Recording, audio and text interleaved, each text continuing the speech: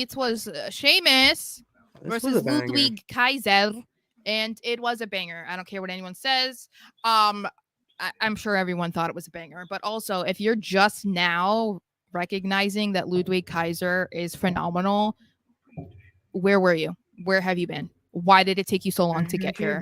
Because I saw some people being like, oh my God, Kaiser is really great. Wow. I'm like, where have you been?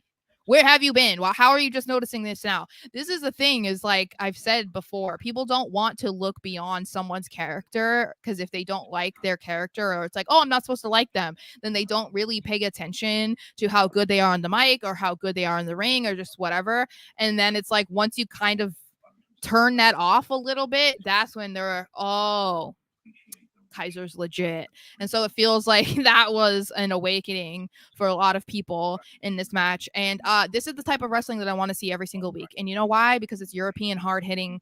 I loved that Kaiser was being his version of Gunther, smacking the crap out of Sheamus's chest, making him bleed from those chops. I was like, Kaiser. His pack was red. Yeah. Very red.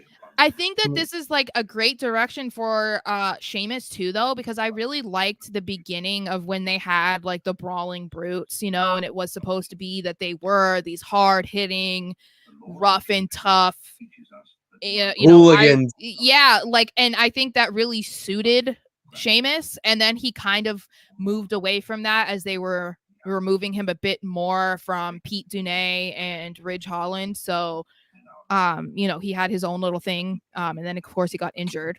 But I think that they should keep doing that. And we saw glimpses of that last night. You know, he's in the corner and he's like yelling at Kaiser to keep hitting him, and he calls him a little bitch and like hits him again. Like, I want to see more of that from Sheamus because that was how he always was too. It's kind of like when you're with or when you're watching like a Drew McIntyre match again, like you know that it's going to be hard, or a Gunther match, like you know it's going to be brutal. And so I want them to keep doing that with Sheamus. And I like that despite the fact that Kaiser looks like he's half his size, he hung with him the whole time, hit him hard. He was right there with him. And I think it was a great match.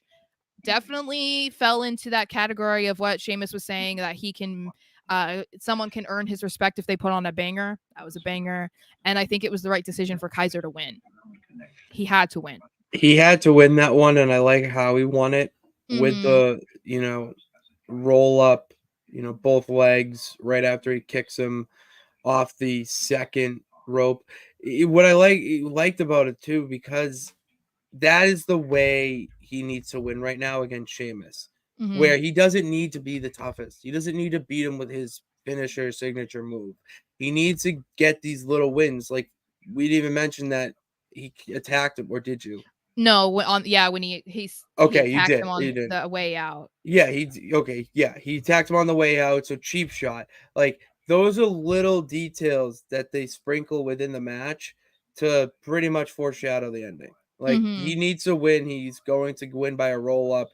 And it's not like he just scathed away and didn't get touched. No, he got his ass beat too. Yeah. And when he was beating Sheamus's ass, Sheamus was screaming, come on, like, I can keep going. So to get the roll up is like, oh, all right, like, legitimate, but also there's unfinished business. And I would like to see another one of these matches. Yes. So. Yeah.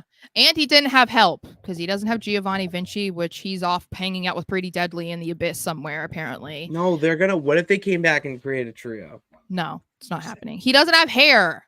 He can't.